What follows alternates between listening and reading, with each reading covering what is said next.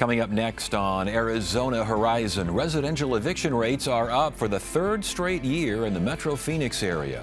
Also tonight, the numbers are in on last year's weather, with 6 Arizona counties having their warmest years on record. And new research looks at how monkeys catch viruses and what that means regarding human immunity. Those stories and more next on Arizona Horizon. Arizona Horizon is made possible by contributions from the Friends of Arizona PBS, members of your public television station. Good evening and welcome to Arizona Horizon. I'm Ted Simons. Residential eviction rates in the Metro Phoenix area are up again, with one Maricopa County official calling the situation a, quote, crisis. To learn more, we welcome Catherine Rieger. She's senior real estate reporter with the Arizona Republic and azcentral.com. Good to see you again. Good to see you, Ted. I wish we were talking about evictions going down. Yeah, but we're not. And so what's going on here? Several things. We know, when the zone broke up, there's some issues there, and you do see homeless people farther spread out. But we have apartments going up, but they're not affordable. And we just don't have a lot of other states have mediation and different programs like you can't evict before this, and we don't have a lot of that. We really have not had a lot of change to the process to help people facing losing their home. So when we're talking about an increase, it's like 80,000 for the third straight year. Yeah. The numbers are going, but again, as far as eviction, you're saying mediation is not there. That's not how. But just something else has to be going. Is it cost of living? Is it just affordable housing? A combination of all of it? Well, all those. I mean, we saw, when the pandemic hit, of course, we had moratoriums, but our cost of living didn't keep up with our rents. Our rent shot up. We led the nation in 2021 and 22 for the highest rent increase, and our incomes now are climbing, but did not keep pace with that. Why are rents so high here? That's a great question. We had a lot of, during the beginning when we had so much growth and people coming here working remotely, we had a lot of big investors come in and buy complexes. They didn't necessarily need a lot of work, paint, whatever, and then they would raise the rents. And so tenants couldn't face the higher rents, and that's just, now rents are down a little bit, but still, we're still close to that level, like home prices. We're still up there. But when you have high rent prices like that, and especially when they just keep going up, I know there's a little bit of a dip right now, but in general, they've gone up. That would suggest not enough on the market. But I'm seeing apartments being built everywhere. There are, and you know what, now you're seeing concessions. There's some data saying Arizona has more concessions for apartments than any other major city. But it's because we have all these high-end apartments. They call them lifestyle apartments, and they are not affordable for the typical median income. Data shows 50% of Metro Phoenix renters are stretched, meaning they're paying more than 30% of their income. That's half of everybody. And so you think the lower income where you can't, the push for that housing. But would not there be a market then for that particular crowd of folks? Yeah, there are affordable homes and apartments being built, but not at the same pace. And it's not as profitable for an investor to do that. And we had different low-income tax credit and different incentives to help. And some of that went away. And we need to try to get it back. And the aid and support isn't as strong, and a lot of the federal money's on hold, and that was affordable developers were relying on that. I was going to say, we're going to talk about federal funding and shelters here in a second, but as far as the average judgment, right, $3,300 is the average judgment here, and again, a county official, I think the Board of Supervisors, new chair, Kate Brophy-McGee, she called it a crisis. Yeah, and she said she was really going to focus on that, and that was great to hear because of that, and she was meeting with the city of Phoenix to focus on it. And $3,300 is a lot. Yes, it is. If you can't afford to pay your rent, what are the chances? And that's what you need to make it up, the judgment, to stay in your house. Now, there was legislation passed that if someone is able to do that, then the judgment and the eviction goes away. It goes off their record, because that will hurt you trying to rent again. Now, once it's on the record, though, landlords can always find it. But they're just, housing advocates are just trying to do what they can get passed in the legislature to help. What is being introduced at the legislature? What's happening down there? The bills I've seen so far are ways to limit fees, and including legal fees for people in eviction. Landlords, a bill to provide information on where to get help if you can't pay your rent, and property management training. But they're also, most of them are backed by Democrats. And unfortunately, in the past, because of the sway of the House, the eviction bills haven't gone anywhere. Yeah, I was going to say, but usually down there, once you can convince a Republican to sponsor the bill, then all of a sudden it starts moving. So are any of these things, is it possible to get some bipartisan support? I saw a couple of the bills that did have that, and they start consolidating them and working on them. Yesterday was the annual point in time survey where Maricopa Association of Governments, we won't get that count for a few months, which maybe that will help with the legislature, but last year was a record for the number of homeless they counted, and it's a way undercount, they say. And again, the impact on homelessness in the area. You mentioned the zone and the clearing out of that particular area, which was a concentration point for the unsheltered. Can you see correlation here? Can you see, this is going this way, this is going that way? We worked on a story on homeless. We talked about that. It was a package. And I walked into that meeting and I said, we've got apathy out there. A few years ago, there was this momentum and everybody wanted to do something and help. And either people think, oh, the problem's better. Evictions aren't at the record, filings aren't at the record. Or people are worn out by it, or they don't fully understand it. And, when I've talked to, former director of the housing partner, Tom Simplot, Sheila Harris, the founding, they totally said, yeah, there's apathy. People are not charged up and at arms to do something about evictions as they were a few years ago. So I wonder if it's because they think that there's everything they try to do, we still see the numbers go up. Yeah, and it's like, and I just think about the legislature. If you drive down 15th Avenue and you go under the freeway and the homeless, it's heartbreaking. Yes. Homeless and the people there and the numbers, they just keep growing and growing. And so people have to be able to see it. Are there any signs that eviction rates, and we're talking filings here for the most part in terms of these numbers, but these filings, and eviction rate, is there any sign that things are easing or perhaps getting ready to go in the other direction? I think right now, lower rents, there is more affordable housing, not enough being built is helping. The merger of some of the big providers coming together, that very recent, that could help with more services, help more organization, help share the resources you have to provide. So I'm hopeful about that. But, I'm not hearing anyone watching this on the front lines, oh yeah, we're getting better. No, not hearing that. Catherine Rieger, again, Arizona Republican, azcentral.com. Here I saw that Phoenix ranks 5th for the most affordable housing under construction. So that's a positive sign. Yeah, that is a good sign. Thank you for catching that. That is a good sign. Bring that up. So that's something, and we had a real slow off a little bit in development, but that is a positive. Yeah, okay. And I'll take it. We'll leave on a positive then, Catherine. Good to see you again. Good to see you. Thanks. The 2025 King Celebration Concert with the Atlanta Symphony Orchestra and Ebenezer Baptist Church. Experience Moving Works by Gregory Porter, Carlos Simon, Joel Thompson, Thomas A. Dorsey, and Kurt Carr, led by conductor Jonathan Taylor Rush, whose charisma and enthusiasm ignite every note. This is music that honors the legacy and resonates far beyond the stage. In this episode, actors Delroy Lindo and Liza Colon-Zayas uncovered their roots. This is a wild ride. Did you have any idea? No. It's as if figures are emerging through a fog.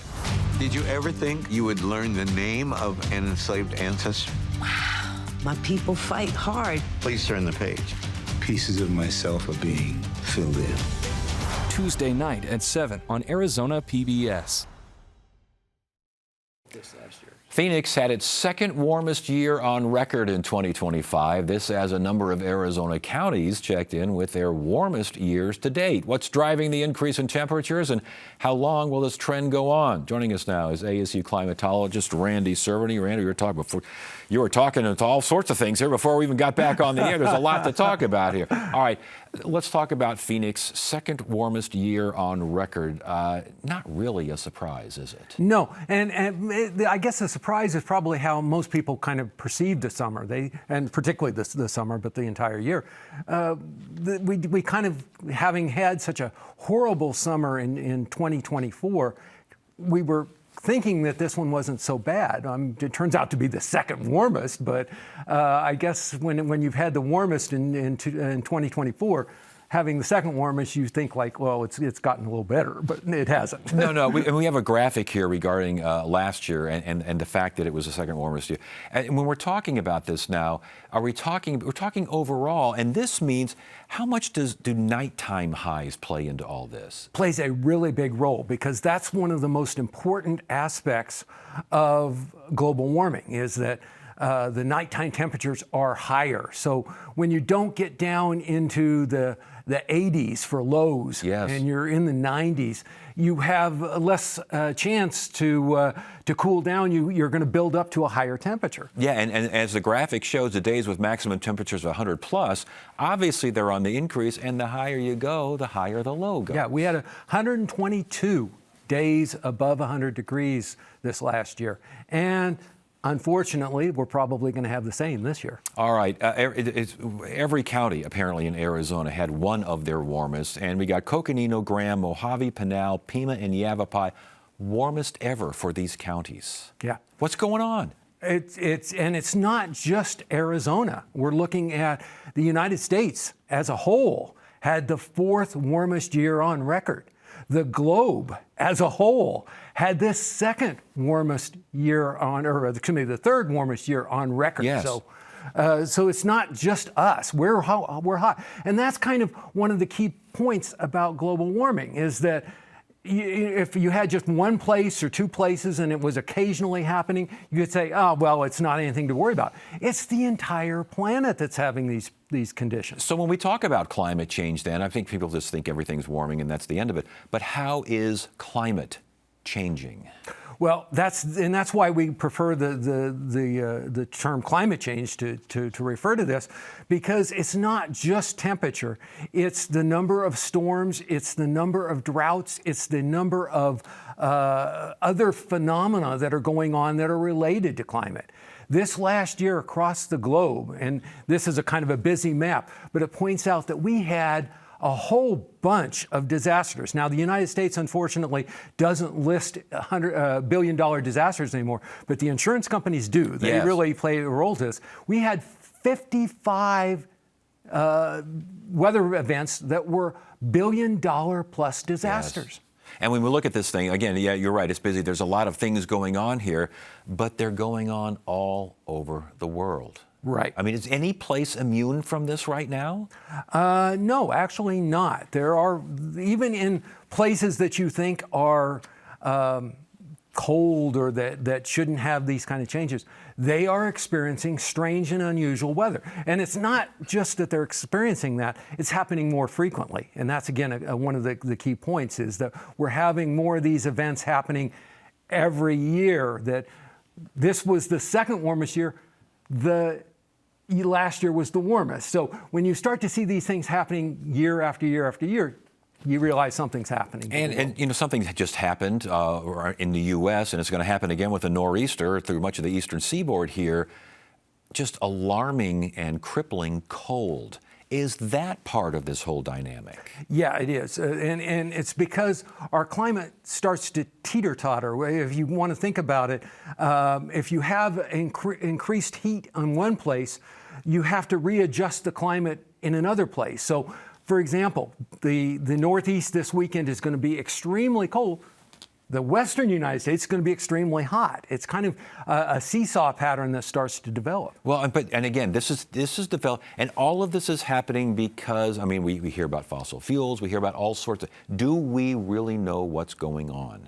We're getting a better understanding. For example, one of the things I always come here and talk about is El Nino and La Nina. Yes. One of the things that happened that's got scientists puzzled was last year was a La Nina. That should have been a colder world because La Nina means cold Pacific Ocean so big that you figure it's going to cool down. It should have an effect on the planet. It wasn't. We were the third hottest year on record across the globe, even with La Nina. So things are happening that are not natural. And we are the cause of it. And are we going to have to redefine a La Nina and El Nino, especially in this part of the world? Well, I think we're going to have to redefine what its effects are. That we used to think, La Nina would indicate that we're going to be cooler across the globe. Now we're having to figure out what's going on, frankly. And as far as you talk about storms and these sorts of things, correct me if I'm wrong, I'm going to play climatologist here, but a warmer atmosphere holds more water, means more storms. Did I get that right? You do, and that's seen in terms of our hurricanes. Our hurricanes are causing more and more flooding year after year. The other thing that happens, though, is, again, we have kind of seesaw situations. You can have hurricanes, but you're also going to have more droughts. So that droughts over parts of the world are becoming more severe. It's kind of like nature restructures so that the wet things become wetter and the dry things become drier. Yeah, I saw someone said of global warming, they're calling it global weirding. Does that make sense? That actually makes sense. There's a lot of strangeness. So last question before you go here. Counties seeing record numbers, Phoenix seeing second highest, these sorts of things. Do we expect more of the same? Yeah, unfortunately, the long-term forecast for this year is not differing from our two favorite words, or two common words, I don't know if they're our favorite, hot and dry for the Southwest. We're seeing that all the way through the summertime. So I wish I had better news, but this year looks like it's going to be probably drier and hotter than last year was. And we should mention, even in the high country this year, this winter, we've hardly had any snow. Oh, exactly. One of the driest years so far up in Flagstaff that we've had, and the year is only nearly a month old. Yeah. Randy Cerveny, ASU climatologist. Great information. Good to have you here. Wish it was better. Yeah, well, we'll work on it. In the 1770s, when the American Revolution rumbled thousands of miles away, the Gila River flowed wide and strong through what we now call Arizona.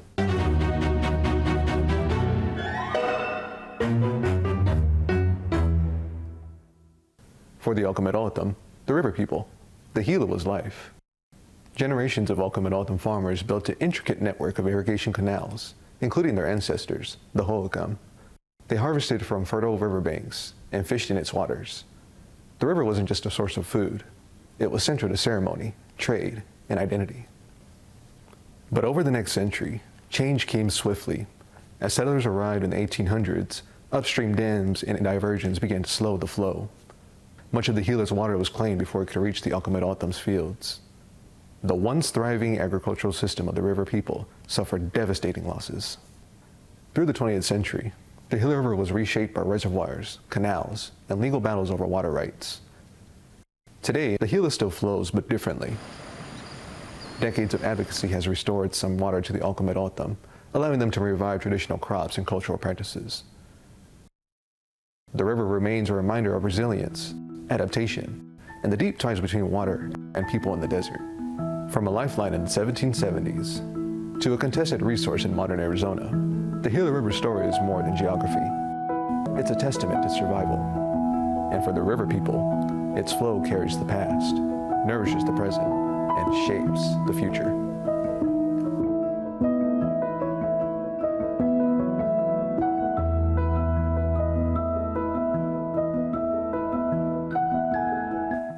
ASU researchers are studying how quickly and effectively viruses spread in young monkeys to better learn human infection and immunity patterns in children. For more on this research, we welcome India Schneider-Kreis. She's from ASU's School of Human Evolution and Social Change. Welcome to Arizona Horizon. Thank you.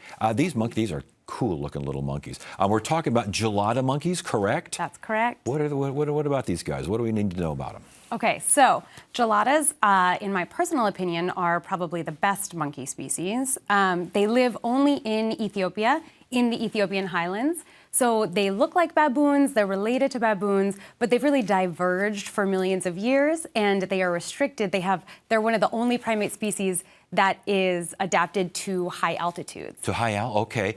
How big are these guys? The males will be about 22 kg, and the females a little bit less than that. So they're kind of dog size. I was going to say that's pretty sizable. Yeah, there. they're pretty substantial. That's quite a crowd. All Yeah. right. So you're studying these monkeys to see like how social they are and how that affects immunity and infection? Yeah. So for this study, we were really interested in looking at how viruses behave over the course of the host development. So really understanding what kind of factors play into the acquisition and distribution of these viruses when we have a lot of infants that haven't developed immunity yet. And the social aspect of these particular monkeys is key because it's kind of similar to humans. Huh? Exactly. So this is one of the reasons that we study this kind of thing in wild systems. Studying viral acquisition in human infants is a lot harder and can be really practically and ethically impossible to do, right? Because you have all these confounding variables, you have medical interventions, you have variation in lots of different variables that could affect viral composition, like maternal smoking or C-sections or treatments, vaccines.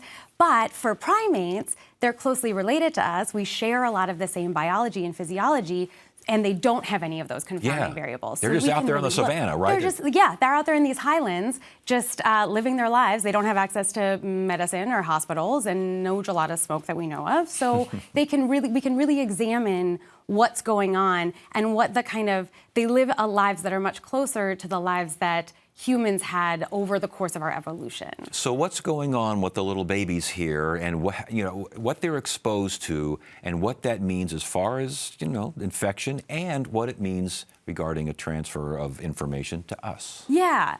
So for this particular study that we just did, we looked at one type of virus called adenoviruses, and we looked at how infants acquire these over time. So we have a long-term research site in the Simien Mountains where these monkeys are. In northern Ethiopia, and we study the same individuals over time and track the individuals. So we know them by face, they all have names, so that gives us the opportunity to collect repeated samples from individuals. So we can look at specific individual patterns, and that gives us the power to track acquisition. So what we expected was for adenoviruses, these are found in humans as well. They're kind of usually minor respiratory infections or gastrointestinal infections. And what we see in humans is that they peak around when kids start going to daycare. And that's because daycare it's basically a social event, right? That pulls in little children from all these different homes and communities, and nobody has immunity yet, and so they're all kind of potential hosts and carriers. And that's when we start to see many viruses peak, including adenoviruses. So that's what we expected for the geladas, but surprisingly, we found that actually it peaked for geladas in the first 6 months of life. So geladas don't go to daycare, but they do start playing with other infants at around 6 months of age. They have we call them play groups. Yeah. So they're running around, they're tussling, they're play biting, they're doing all the things that facilitate viral transmission. So that's when we thought it would go up. But what we didn't take into account, and what we think is going on, just kind of looking at gelada behavior, is that their mothers, so in the first 6 months of their lives, they're really close to their moms all the time. They're on their bellies or their backs. They don't stray very far. Yeah. So we think that they're getting exposed as kind of a byproduct of their mother's social interactions. Oh. Because their moms, much of their day is spent grooming other individuals, and those other individuals are all different ages. They might have babies, so they might be carriers. So the infants are getting exposed kind of through the maternal social interaction, which is really cool, and not to place blame on mothers. It's actually a good thing, because it means they're getting exposure early on. By the time they go to the equivalent of daycare, Yes. Gelada daycare, Gelada daycare. their immune systems are more robust and they're able to deal with that much better. That all makes sense, and it all seems like it would apply to kids, human kids, because daycares, it's the Wild West there. I mean, Yes. it's a battlefield as far as viruses and germs are concerned. Absolutely. So what does your research mean as far as human infection and human immunity? Yeah, what the reason that we study these types of dynamics in wild primates is because it really provides that evolutionary and ecological context for understanding the dynamics that we see playing out in our own species. So really having that information and kind of pulling that together for lots of different viruses in lots of different contexts in lots of different species can help us understand and work to predict and mitigate some viruses, and also to understand which are just natural and for which building immunity is this really critical part of health. So better understanding how they emerge, how they spread, how they resolve, the whole 9 yards. Exactly. And how our social environments are really critical parts of health, right? Your social environment, your social life is a really important part of your mental health, but also of your physical health. Yeah, and when you joke about, daycare centers being a battlefield of viruses, being exposed a little bit is not such a bad thing. Exactly. It's a very necessary thing. Yeah. Well, congratulations on this. Must have been fun. These look like fun animals. Do they like humans? They're really fun. So this population is very well habituated. So we've been studying them almost every day for about 20 years. We have full-time researchers out there collecting data. So they're very used to humans, and they're very used to our team in particular. And so we just kind of get to observe all of their social interactions kind of play out in this magnificent setting. Well, India Schneider, what a great field to study. You must have a great time doing this. Oh, it's the best. Thank you so much for joining us and sharing the information. This is great. Thank you. Thank you. And that is it for now. I'm Ted Simons. Thank you so much for joining us. You have a great evening.